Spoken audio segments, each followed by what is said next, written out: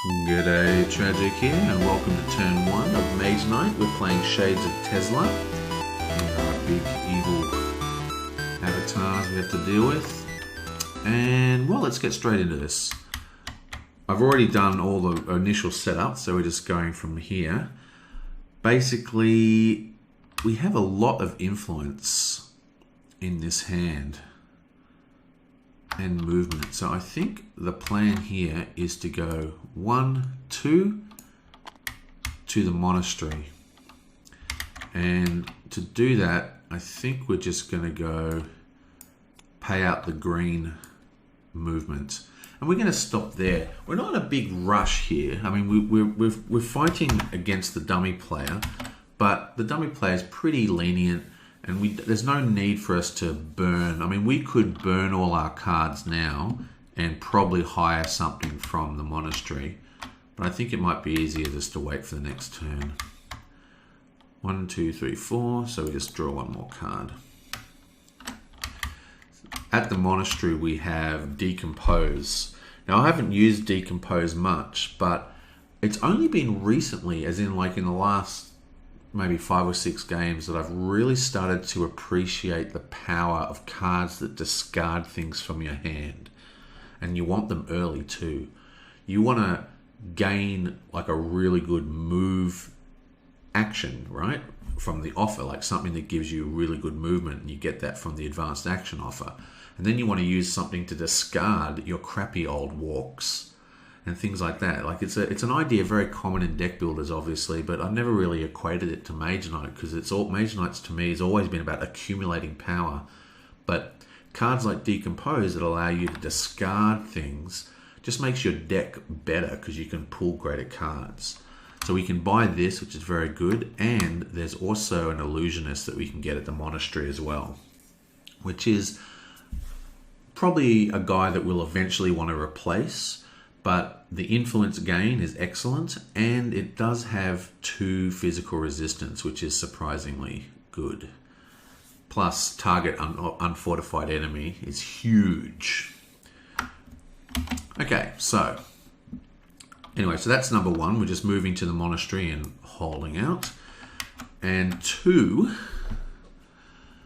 basically we took Rethink, so we can discard some cards and redraw.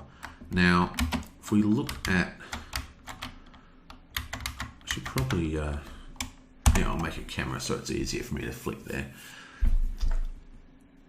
I think we want to go 1, 2, 3, 4, 5, 6, 7 would be the perfect move for this turn.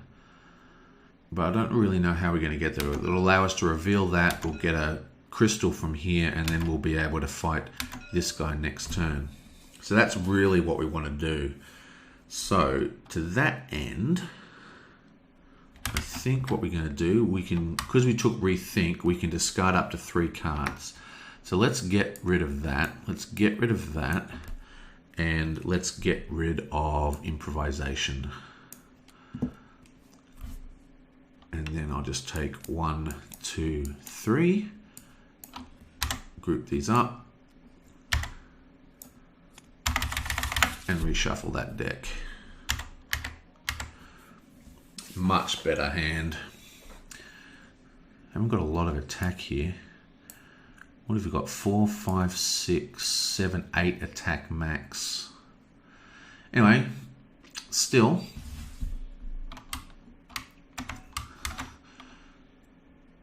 We have a gold die here. So that's 4. Got no other movement. Well, we would have preferred to get a second movement card. That's what we were fishing for, but we didn't get one. So we're just going to spend the gold to get 4 movement. And that gives us 1, 2, 3, 4, which allows us to flip up this and take a look, see? Okay, so that's pretty cool. We've got the sort of imps flying around the top of the keep. That's why they've got no fortification. We can just shoot them out with our arrows. 7 armor is pretty hard to knock out though. But the real problem here is the brutal ability. That's the skull mark. Brutal really is really harsh. That basically means that even though we're only block 3, it will do 6 damage on each attack. It's going to like throw a fireball from each hand. Still, 5 rep.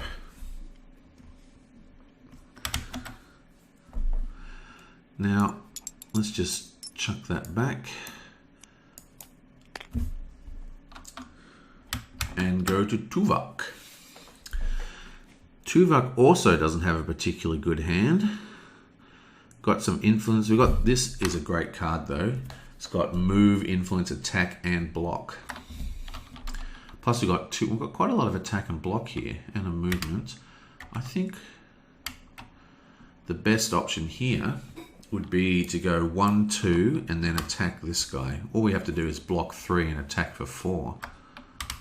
It's no issue at all. He's got planning, so we want to have at least 2 cards in our hand. So this is... Let me just grab this so I can see it a little clearer. We need to attack for 4 and block 3. So we need to move. There's attack 4. And we'll just do that. And take a red.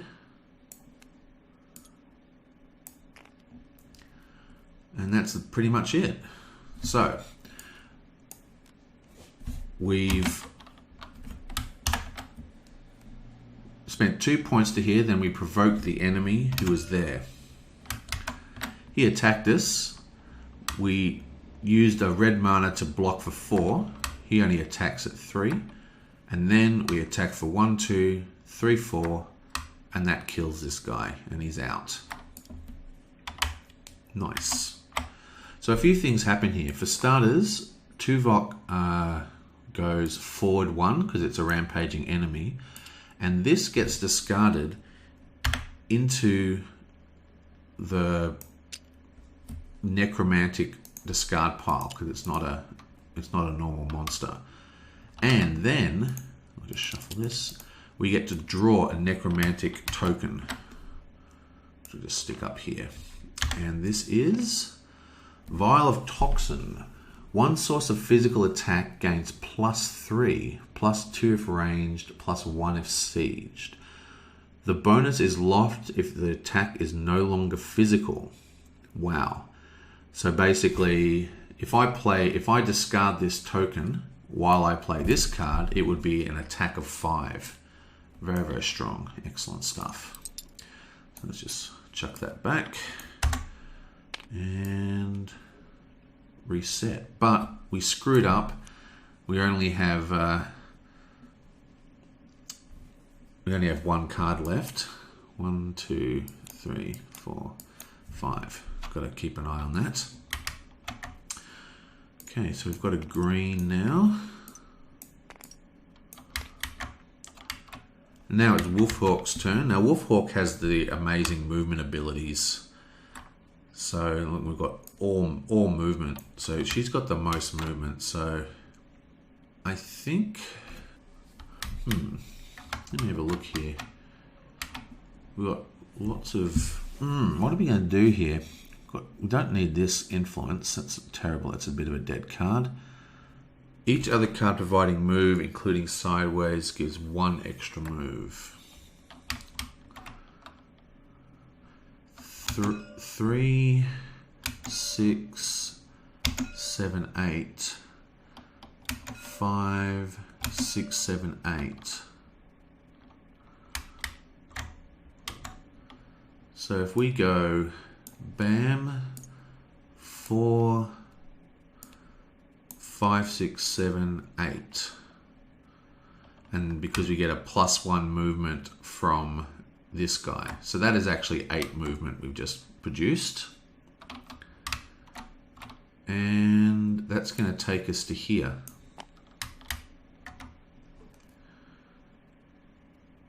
Okay, so let's dump that back. Ooh, another red. And I'm also going to just choose to discard Threaten. And yeah, I'm just going to discard Threaten.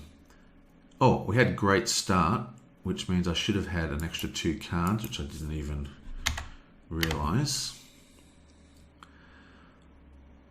Okay, and I'm also going to discard Stamina. And I take 2 cards back. So while I was in the editing, I realized that I completely suck at counting. So just to show you what happened here again. Oop, let's try not throwing that into the dice cube. I played 4 movement with a blue die, which I've re-rolled already. Then I played another 2 movement. That's actually 3. So that's 4, 5, 6, 7. And then I discarded this because we actually needed 3, 5, 6, 7, 8 to get there. So there was no good. So what I think we are going to do with this turn is, because if I have to play this card, that's another 3. So that's 4, 5, 6, 7, 8, 9, 10. And that can get us to 3, 5, 6, 7, 8, 9, 10. Or it can get us to 1, 2, 3, 4, 5, 6, 7, 8, 9, 10. 1, 2, 3, 4, 5, 6, 7, 8, 9, 10. So there's quite a lot of things we can do here with that extra point. But since it was a mistake and, you know, it only took me like a couple of turns to make one, I think, and then I discarded this one manually. We're just going to stick with the same thing where we were. So I'm not actually going to change my position. I'm tempted to move her to here, actually, and then I can just start exploring off in this direction.